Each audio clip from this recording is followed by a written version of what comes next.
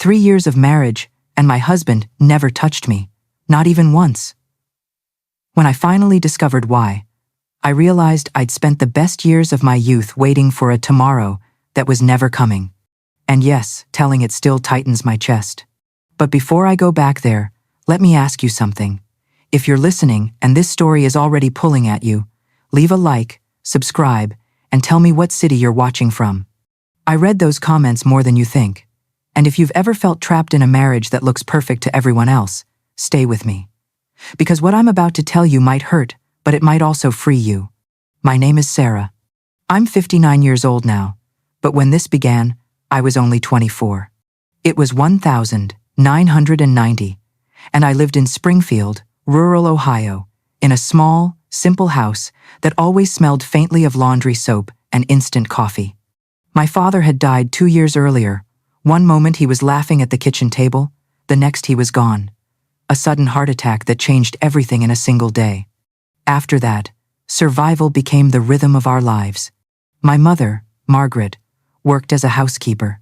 She left before sunrise, came home with swollen feet, and still managed to cook, pray, and keep our world from falling apart. I helped where I could.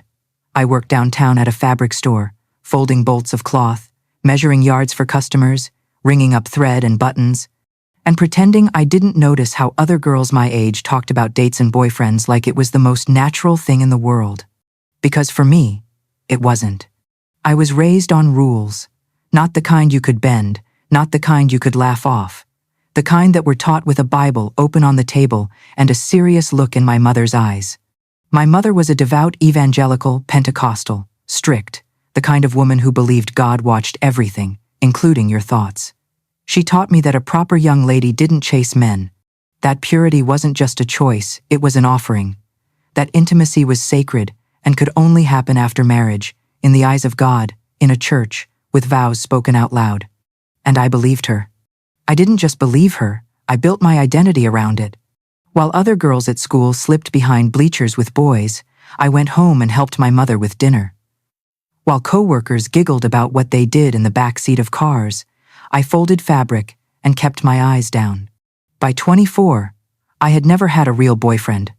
Just a few innocent teenage flirtations that went nowhere. And yes, I was a virgin. And at the time, I was proud of it. I truly thought I was doing the right thing, saving the best of myself for the man God had reserved for me. I didn't know that mindset could also make you easy to deceive. It was a Sunday in March of 1990 when I met Robert. He had started attending our church recently, our little Pentecostal congregation where everybody knew everybody, and nothing stayed secret for long. The first time I saw him, I noticed how put together he was, handsome in a clean, orderly way. 28 years old, tall, dark hair slicked back with gel, always wearing a suit and tie even when Springfield's heat made men loosen their collars and wipe sweat from their foreheads. Robert never did. He sat straight-backed, quiet, serious, polite, the kind of man who looked like he belonged behind a pulpit or in a choir photo. I remember thinking, without even realizing it, he looks like someone my mother would approve of. And I was right. I later learned he worked as an accountant at an agricultural equipment company. He lived alone in a small apartment, which, back then, was unusual. Most unmarried men still lived with their parents until they got married. The fact that he lived alone made the churchwomen whisper a little, not scandalous whispers, just the curious kind. A single man, at 28, I heard one woman murmur once, must be very focused on the Lord. That sentence stuck to him like a label, and in our church, labels mattered. At first, Robert only spoke to me after service with simple questions. How are you, Sarah? Did you like the sermon today? Do you know Sister Linda's son? I think we work in the same area. He was always respectful, always at an appropriate distance.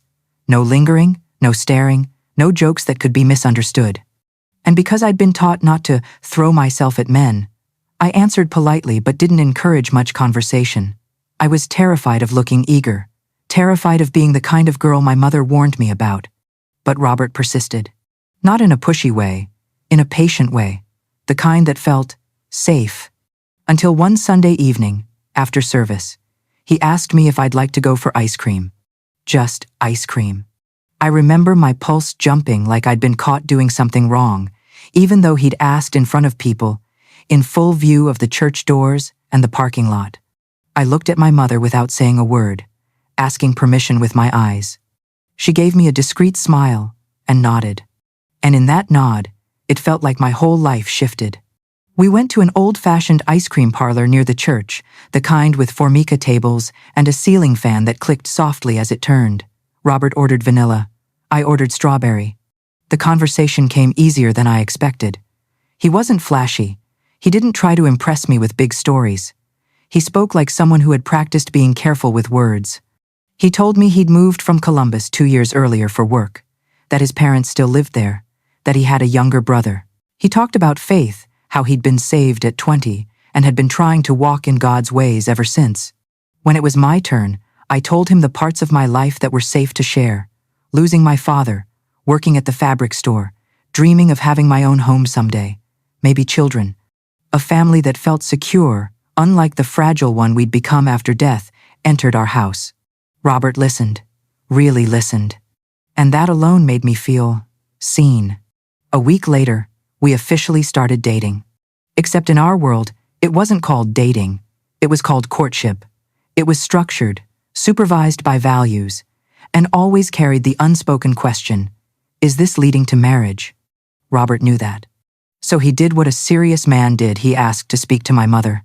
He came to our house on a Saturday afternoon with a box of chocolates and a Bible tucked under his arm like a badge. I can still see him standing in our living room, smiling politely, posture stiff like he was meeting a judge. "Mrs. Margaret," he said, "I came here to ask your permission to court Sarah. My intentions are serious. I want to get to know her better, and God willing, build a family." My mother was charmed immediately. Of course she was. He spoke her language, respect, seriousness, faith, intention. No jokes, no swagger, no, "I'll call her sometime."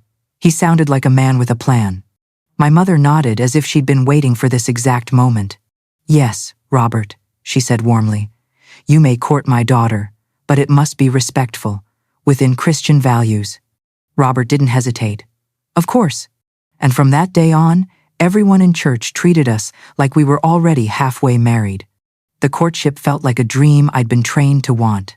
Robert took me for walks in the park, always in public. He took me to little cafes in town.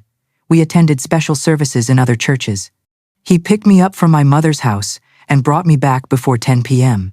Sharp, not 10:10, not whenever, 10. And he never crossed a line. Not once. Not beyond chaste kisses, brief hugs, a hand held carefully like it was something fragile. And at first, I thought that was proof of purity, proof that he respected me, proof that he valued what I was saving. My mother kept saying, "Sarah, you've found a true man of God." And I believed her. There was only one moment, one small moment, when the air between us shifted. About 3 months into our relationship, I went to his apartment to bring him a casserole my mother had made. He'd mentioned he had the flu. When I arrived, he looked pale, red eyes, stuffy nose, the kind of sick that made his seriousness crack a little. I heated the food, made him tea. Stayed longer than I'd planned because I wanted to be helpful, wanted to be the kind of woman a man could rely on. After he ate, he sat on the couch and pulled me close. My heart began to hammer. We were alone, completely alone. No mother in the next room, no church ladies in the parking lot, just quiet and the soft hum of the refrigerator. He touched my face gently, and he kissed me longer than usual, deeper, the kind of kiss that made warmth spread through my chest like a secret. I didn't know what to do with that feeling. It was fear and curiosity and excitement all mixed together. For a few seconds, I felt like I was stepping into the life I'd been waiting for. And then, he pulled away abruptly, almost like he'd been burned. "Sorry, Sarah," he said, breathless. "We can't. It's not right. God is watching." I sat there, stunned, disappointed, yes, but also oddly relieved. Because that was what I'd been taught. A good man stops. A good man has control. So I told myself his sudden withdrawal was righteousness. I didn't understand then that sometimes people pull away for other reasons. 6 months into our relationship, Robert proposed. It was on a Sunday after service, in front of the entire church, like a performance meant to convince God and community at the same time. He walked to the front with trembling hands, knelt down, and pulled out a small box. Inside was a modest silver ring with a tiny stone. Nothing extravagant. But in our world, extravagance wasn't the point. The point was commitment. "Sarah," he said, voice steady, "will you marry me? Build a family, serve God together, until death do us part?" I didn't think twice. "Yes," I whispered, and then louder, "Yes, I will." The church erupted. Applause. My mother cried like she'd just witnessed a miracle. My sisters squealed and hugged me. Women crowded around me telling me how blessed I was. And I believed it. We set the wedding for 6 months later, enough time to save money, to plan something simple but proper. It would be in the church, with hymns, with a pastor. The dream wedding of any evangelical girl who'd been taught that the altar was the beginning of adulthood. Robert rented a small 2-bedroom house in a working-class neighborhood. We chose furniture together, curtains, kitchen utensils. Every purchase felt like a brick in the life we were building. I would hold towels in my hands at the store and imagine folding them in our bathroom, in our home, as a wife. During the engagement, we stayed chaste. No slipping, no mistakes. Robert never tried anything beyond innocent kisses, and again I took it as proof of devotion. Some women at church whispered that it was strange. Christine, a co-worker from the store who also attended church, once said, half laughing, "My fiancé can barely wait. We have to control ourselves so much not to sin. But you're Robert. It's like he doesn't even have the desire." That comment made something prick under my skin. I defended him quickly. "He's different. He has self-control. He respects God." But later, when I was alone, I would hear her words again in my head. "Doesn't even have the desire." I pushed the thought away, because I didn't want to be the kind of woman who doubts blessings. The wedding day came, November 9th, 1990. A sunny Saturday, the kind of day people call a sign. I wore white, a simple dress my mother and a seamstress friend made, a veil, a wreath of artificial flowers, a bouquet of daisies that smelled like the grocery store but looked like innocence in photos. Robert looked handsome, in a navy blue suit, white tie, hair perfect as always. The pastor spoke about matrimony, about man and woman becoming one flesh. Those words made my stomach flip because I knew what they were pointing toward, even if I didn't fully understand how any of it worked. We exchanged rings, kissed timidly in front of everyone, walked out under a shower of rice. The reception was simple in the church hall: finger foods, soda, a 3-tier cake my mother ordered. We danced the waltz, took photos, smiled until my cheeks hurt. Inside, I felt like I was glowing. Because finally, I was a married woman. Finally, I thought, my real life was beginning. And that night, after the last guest left, after the last plate was stacked, after the last hymn echoed in my mind, I believed I was about to experience what every married woman quietly knew and never spoke about openly. When we got home, Robert carried me over the threshold like tradition demanded. I laughed nervously, my hands clutching his shoulders, my whole body buzzing with a fear I didn't want to admit. Then he set me down, and we just stood there in the living room, looking at each other. I was nervous, yes, terrified, even, but also excited because I thought this was the moment everything would finally make sense. Robert loosened his tie, ran a hand through his hair, and swallowed like he was forcing himself to breathe. "I'll shower first," he said finally. "You shower too. Get ready. And then, we'll talk. We'll talk." It struck me as odd, but I nodded. I went into the bedroom, opened my suitcase, and pulled out the nightgown I'd bought specifically for this night. White cotton. Simple. Down to my knees. Not daring because that wasn't me, but special because it was new. And it meant wife. I brushed my hair, dabbed light perfume on my wrists. My heart was beating so hard I thought it might burst out of my mouth. When Robert came into the bedroom, his hair was wet, pajamas on, the smell of soap trailing behind him. He stopped when he saw me sitting on the edge of the bed. He looked at me for a long moment. "You look beautiful, Sarah," he said softly. I smiled shyly. "Thank you." He sat on the other side of the bed, keeping distance. Silence stretched between us. My hands were clenched in my lap, my whole body waiting for him to move closer. I could feel heat in my face, my throat dry, my chest tight. Finally, I asked, trying to sound calm, "Are you nervous?" He nodded. "Very." "Me too," I whispered, relieved. "But it's normal, right? It's the first time for both of us." His eyes flickered. Something strange passed over his face, too fast for me to name. Then he said the sentence that would haunt me for years. "Sarah, couldn't we wait until tomorrow?" I blinked. "Tomorrow?" "We're exhausted," he said quickly, looking away. "It's been a long day. I want it to be special. Not rushed, not with exhaustion. Tomorrow we'll be more rested." My stomach dropped. I didn't understand. Today was our wedding night. This was the night I'd been taught to wait for. The night that was supposed to make me a real wife. But I also didn't want to seem demanding. I didn't want to look sinful, selfish, impatient, and the day had been long. So I swallowed the disappointment like a polite, obedient wife. "Okay," I said softly. "Tomorrow then." He smiled relief, not desire, and kissed my forehead. Then he lay down on his side of the bed. I lay down on mine. We fell asleep side by side, without touching. And I had no idea that tomorrow would become a word that controlled my entire life. When I woke up the next morning, sunlight was already filling the bedroom, slicing through the thin curtains in pale yellow stripes. For a brief, foolish second, I forgot everything. I stretched slightly, turned my head, and then remembered. The night had passed. Robert's side of the bed was empty. I sat up quickly, my heart skipping. From the kitchen, I heard the sound of cups clinking.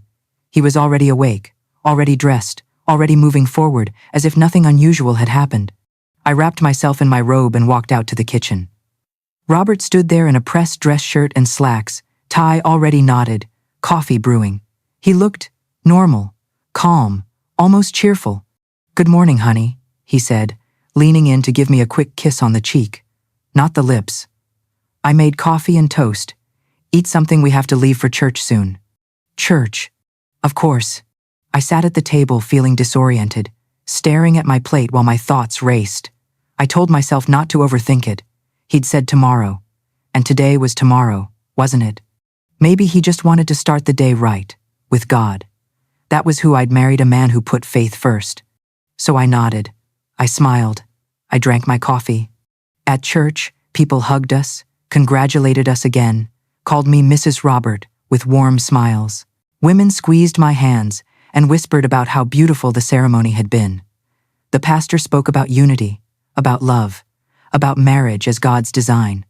I sat there beside my husband, my hand resting lightly on his arm, waiting for the moment we'd finally be alone again. That afternoon, we returned home, ate lunch my mother had sent over, talked about work schedules, responsibilities, ordinary married things. It all felt so domestic, so normal. And yet, beneath it all, there was a quiet ticking inside me, counting down to night. When the sky darkened, I excused myself to shower. I put on the same nightgown as the night before, the same perfume. I brushed my hair carefully, trying to calm the nervous flutter in my chest. This time, I told myself, this is it. When I entered the bedroom, Robert was sitting on the bed, reading the Bible. He closed it when he saw me and cleared his throat. "Sarah," he said slowly, "we need to talk about something." The way he said it, careful, heavy, made my stomach sink. I sat beside him, my heart pounding. "What is it?" He took a deep breath, stared at his hands. "I have a problem, something that makes certain things difficult." I blinked. "A problem?" He nodded, his face turning red. "It's physical, but I'm treating it. I went to the doctor a few months ago. He prescribed medication. It will get better. It just needs time." I didn't understand what he meant. Not really. I had no vocabulary for these things. No education, no experience. "A physical problem?" I asked carefully. "Like an illness?" "Not exactly," he said quickly, avoiding my eyes. "More of a difficulty. But it will pass. I just need you to be patient with me." Patient. That word again. I sat there, trying to piece together what he was telling me. All I knew was that my husband was saying something was wrong with his body and that he needed time. And I wanted to be a good wife. So I nodded. Okay, Robert, we'll wait as long as necessary.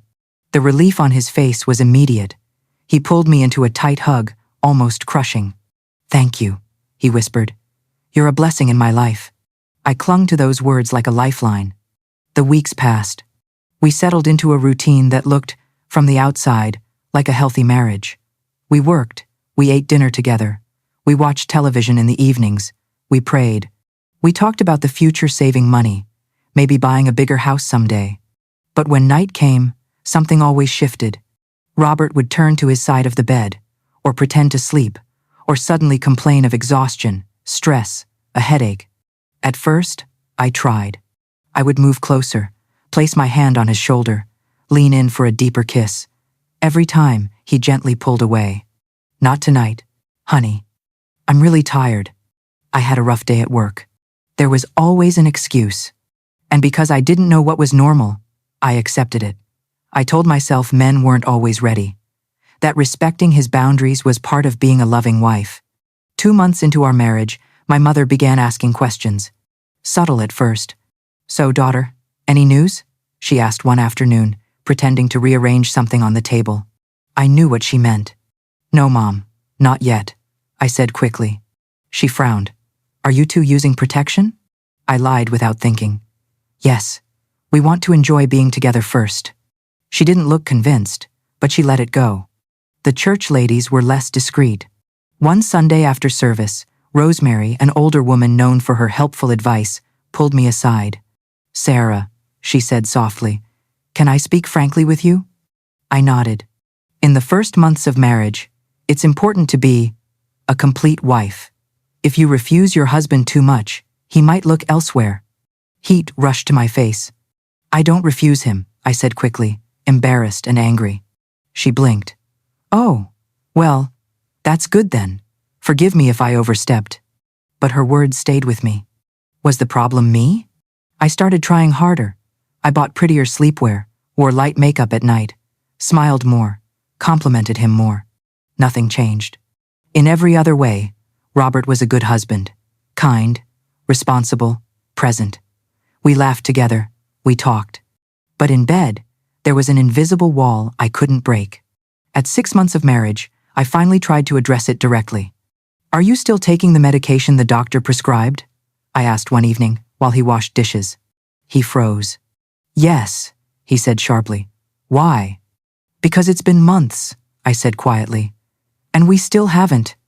I couldn't finish the sentence. He sighed heavily, turning to face me. Sarah, these things take time. You can't rush healing. But until when? My voice shook. I want to be your wife. I want children. He stepped forward and hugged me tightly. I want that too. But pressuring me only makes it worse. You don't understand how hard this is for me, how inadequate I feel. Guilt crushed me instantly. I'm sorry, I whispered. I won't pressure you anymore. And I meant it. After that, I stopped asking. Outwardly, I pretended everything was fine. Inwardly, something began to break. My self-esteem crumbled. I felt ugly, undesirable, defective. I lost weight because I had no appetite. Dark circles formed under my eyes from sleepless nights. I would lie beside my husband, feeling the warmth of his body inches away, and feel completely alone. Some nights, I cried silently into my pillow so he wouldn't hear. Other nights, I stared at the ceiling, wondering what was wrong with me. I didn't know then that patience can sometimes become a prison, and that silence can be more damaging than cruelty. By the time our first anniversary arrived, I had learned how to pretend. I smiled when people asked about married life. I laughed at the right moments. I bowed my head in church and prayed beside my husband like we were exactly what everyone believed we were. From the outside, nothing looked wrong. But inside me, something was eroding quietly, day after day. On our 1-year anniversary, I tried one last time to make the night different. I cooked Robert's favorite meal. I set the table with candles. I wore something new, something I'd bought with shaking hands because I was still trying to convince myself that effort could fix what patience hadn't. After dinner, I spoke more directly than I ever had. Robert, I said softly, today makes 1 year since we got married. He stiffened immediately. 1 year, I continued, my voice trembling, and we still haven't. I'm still not your wife completely. This can't keep going. He pushed his plate away, appetite gone. Please don't ruin the night, Sarah. I'm not ruining it, I said, tears filling my eyes. I'm trying to save our marriage. He stood up abruptly. You think I don't know this? You think I don't feel like a failure as a man? His voice rose. I'm trying.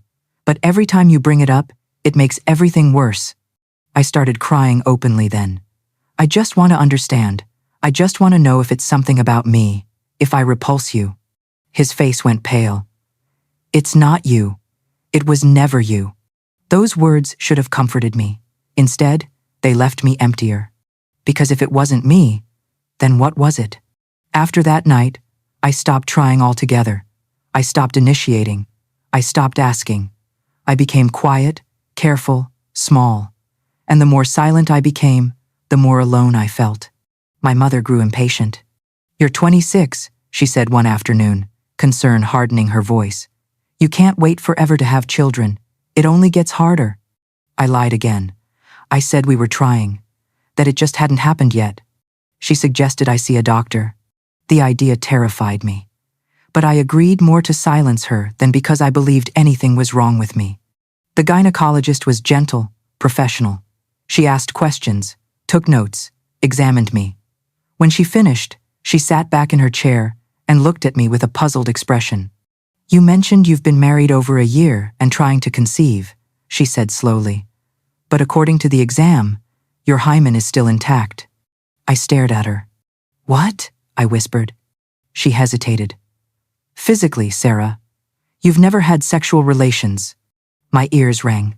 The room spun. I'm married, I said stupidly. I know, she replied softly. That's why I'm concerned. Is everything okay at home? I lied again. I said yes. I left her office in a daze. A virgin. After more than a year of marriage, I was still a virgin. The truth settled over me like a cold fog. Robert didn't have a health problem. He had never been treating anything. He had never intended for tomorrow to come. That night, I sat alone on the couch, staring at the wall, replaying everything I'd ignored. The way he never looked at my body, the way he always left the room when I changed. The long showers, sometimes twice a day.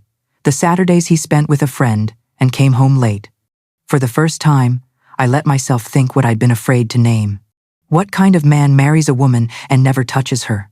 Patricia did. Patricia was new at the fabric store 35.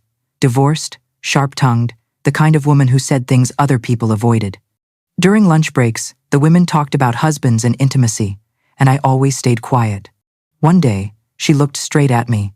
Sarah, how is it with your husband? Good, I said automatically. She tilted her head. Is it good? Or are you saying it's good? I broke. I told her everything. The excuses, the waiting, the doctor, the truth. She listened without interrupting. Then she shook her head slowly. This isn't normal, she said. A healthy man doesn't go a year without touching his wife. But he said he has a problem, I whispered. What kind? She asked. Have you seen medication? Prescriptions? I hadn't. A few days later, she asked the question that terrified me. Have you considered that your husband might not like women? I felt my face burn. No. He's Christian. He goes to church. So do a lot of gay people, she replied gently. Those things aren't opposites. I rejected the idea violently. It felt sinful just to consider it, but the thought wouldn't leave me. I began watching Robert. The way he spoke about his friend John with warmth, admiration, the way his voice softened when he mentioned him. One Saturday, when Robert left again to visit John, I followed him. I stayed across the street, heart pounding, feeling foolish and desperate. Then I saw them together. John's hand on Robert's back. Casual, familiar, intimate. Robert didn't pull away. My world cracked. I still didn't confront him. Fear kept me frozen. Fear of truth, fear of shame, fear of what the church would say. But the final confirmation came a week later. Robert forgot his phone. I read the messages. I miss you. I love you. She doesn't suspect anything. And then I saw the name. Jay. A man. In that moment, everything I had waited for, prayed for, endured, collapsed, and I knew the lie I was living inside was about to end. I don't remember how long I sat there on the edge of the bed holding Robert's phone. Minutes, maybe hours. Time felt unreal, like it had loosened its grip on the room. The messages blurred together, but the meaning was painfully clear. My husband wasn't broken. My marriage wasn't unconsummated because of illness or fear or exhaustion. It was because he didn't want me.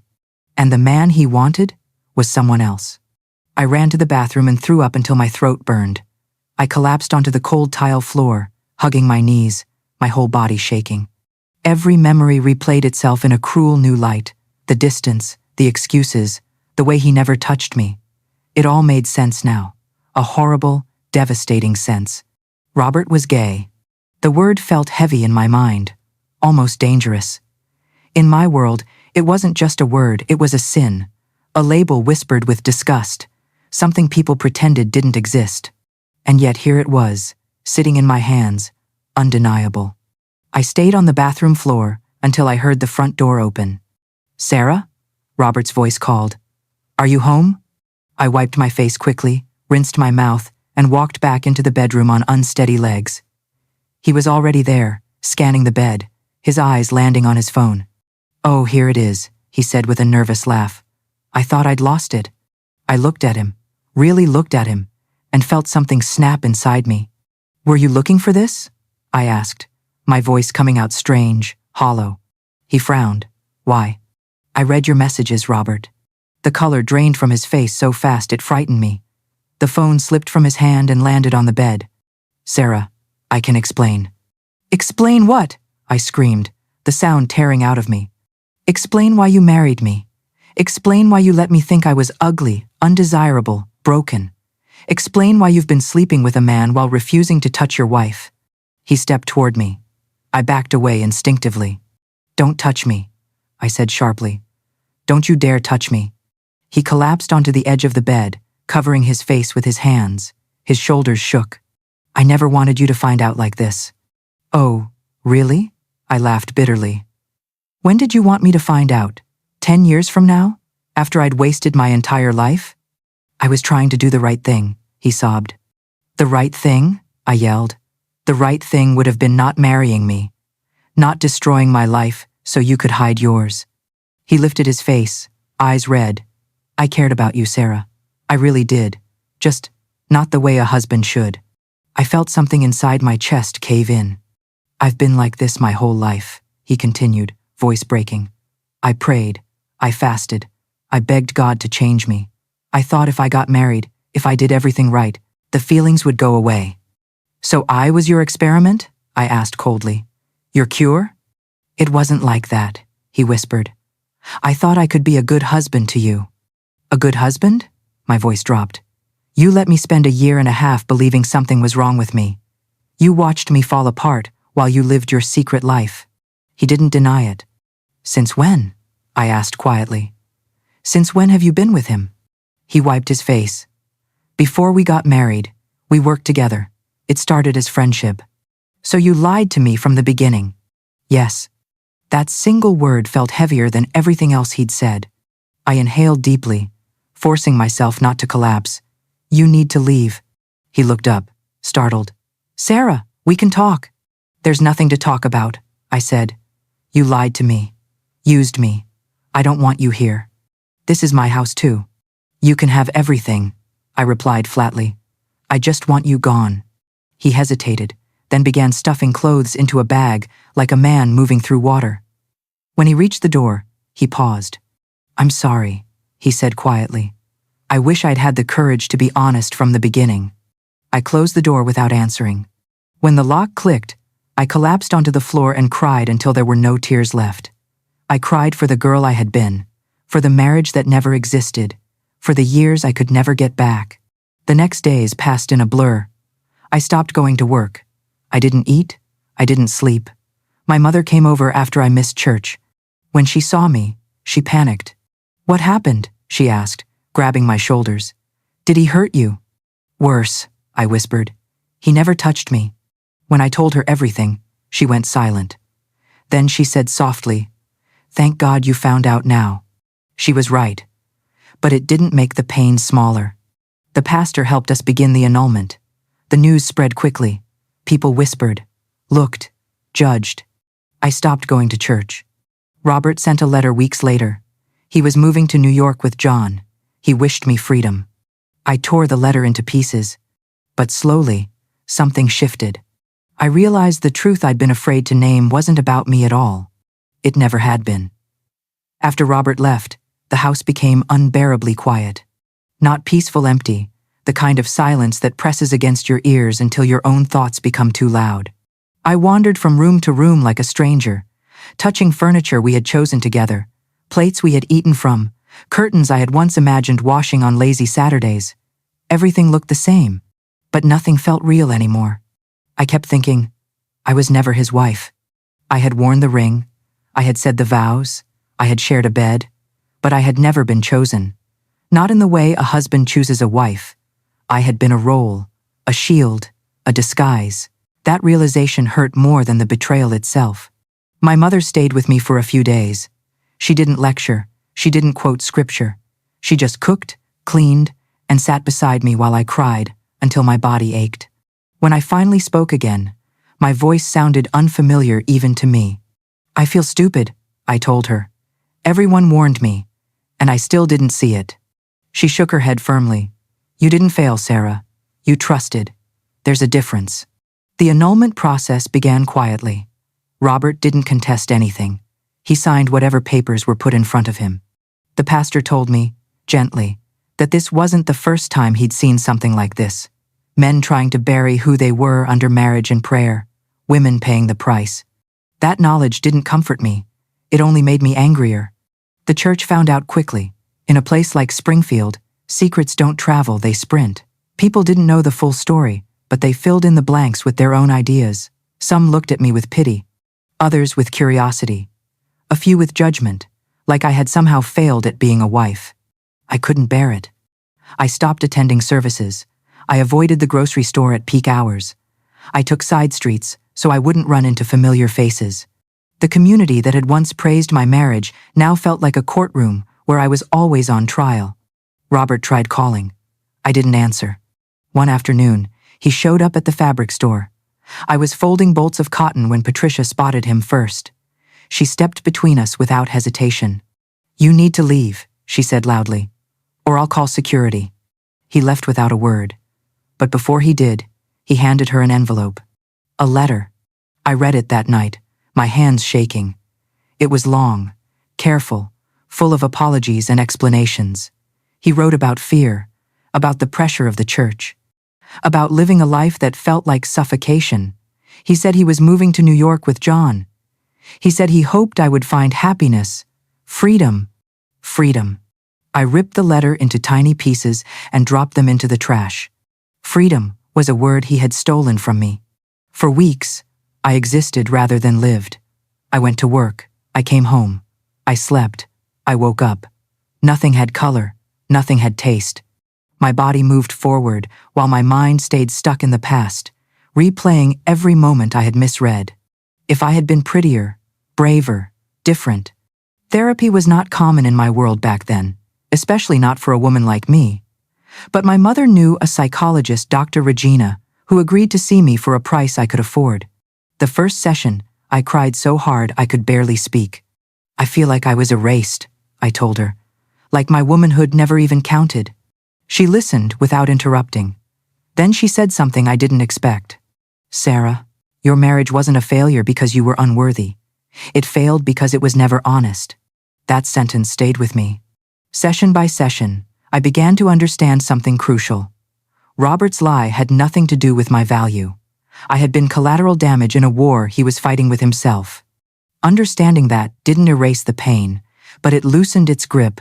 I moved back in with my mother temporarily. My sisters hovered around me in their own ways, one trying to distract me with jokes, the other helping me with paperwork and practical things. Their presence reminded me that I still belonged somewhere. Slowly, very slowly, I started to rebuild.